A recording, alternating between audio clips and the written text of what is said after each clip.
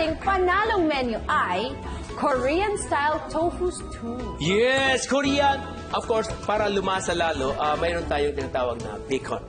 Ito po ay cured.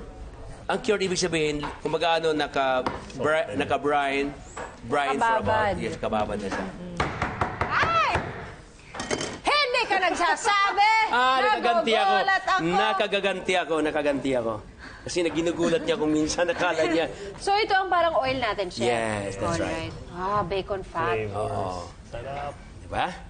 So, medyo nagmamantika na ng bahagya. Bawal Yeah, siyang... you turn it. I can? Yes. Yeah. Okay. There you go. Ganda, oh. Alright, then of course, the garlic. Garlic. O, Chef, Okay. tanungin ko muna to si Andrea at si Go ahead, Mike. go ahead. Bilang, I believe this is the first time na pagtatambalin kayo sa isang soap, tama ba? Yes. O, kamusta naman naka-love team si Mike Tan and Mike Tan si Ada? Ang dali ng buhay ko sa set. Talaga? Magaling siya eh.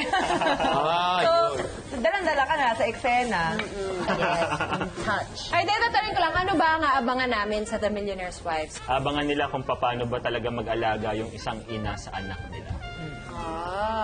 Usually, di ba, kapag nanonood tayo ng soap, laging yung parang fairy tale na kapag pinili mo yung love, magkakatuluyan kayo sa huli. Ito Yes. kasi kabilang banda naman eh. Pinili niya yung money. Pinili Okay. niya yung hindi niya mahal talaga. So parang dun siya sa complicated path. Sa Yun yung gusto ko practical sa ka. kanya. How about Miss Ina? Ang aabangan nyo dito is yung mga eksena namin ni Andrea. Talagang ano ako sa kanya mean. Pero hindi ako bad in a way na evil. Kasi kung ikaw sa totoong buhay, Correct. ikaw yung nagpagod sa pera ng lolo mo, ikaw yung nagpalago nun, tapos malalaman mo yung lolo mo crazy in love sa isang nurse na alam mo na hindi love talaga kung ba't sila magpapakasal. Diba, you will do everything. Yes, para hindi anything matuloy ang na hindi kasal. matuloy dahil alam mo na gold digger siya. Yun yung...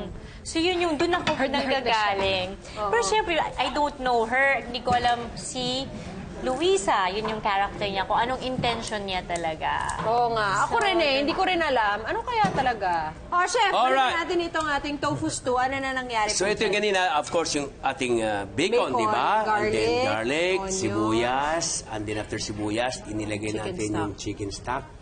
Then, kimchi. Okay. Then after kimchi, lagyan natin ng radish. Nice. Okay. Kasi pagka-cubes, parang kumo na. Ganda siya. Ayan. Tapos ilagay natin yung tofu. Oo, dali lang. Hindi mahirap. Bitina, you put the salt. Sarap ah. Nice. So, yun na po, oh. Kumukulo na. Maganda na. Okay. Now, ilagay natin yung leeks. Last minute, Sarap din yan. sesame oil. Yum. Huwag ka lang sa sobra. Yeah. And then, of course, Huwag ka lang sa the sobra. egg. Ano mo yan? Matapang masyado yung sesame oil. Look at that. What a beautiful color of the eggs. All right. Nice. So, ito na ang ating Korean-inspired dish ngayong gabi. Korean-style tofu stew. Tikman na natin. B1 Beto. Ilabas na yan! Wow!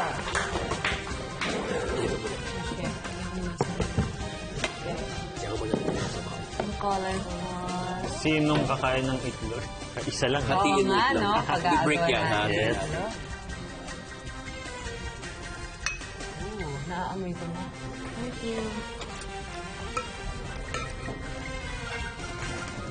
Thank you. Okay. Kamusta ang ating tofu stew? Gusto ko yung egg yolk yung medyo nakakalat na sa loob. Yes. Yun. So I think yung mga flavors, naghahalo-halo siya. Kaya mas masarap. Thank you, Chef Mike. Malasa Andrea? nga. Super lasa. Thank you. Fermented na pechay. How about si Miss Ina na hindi mahilig sa maanghang? I like it. Kasi hindi nga siya masyadong maanghang. Tamang-tama lang. At malasa siya. Masarap ka talaga magluto, Chef. Wow, thank you. Yeah. Malapit ka nang maimbitahan sa bahay niya. Yes. So, Oo. I will get your number. Yeah, I give you my calling card mamaya. I give you a number. Alright, tuloy niyo lang ang Cellphone. inyong At saka Korean stew. Pati cellphone, grabe. Bravo.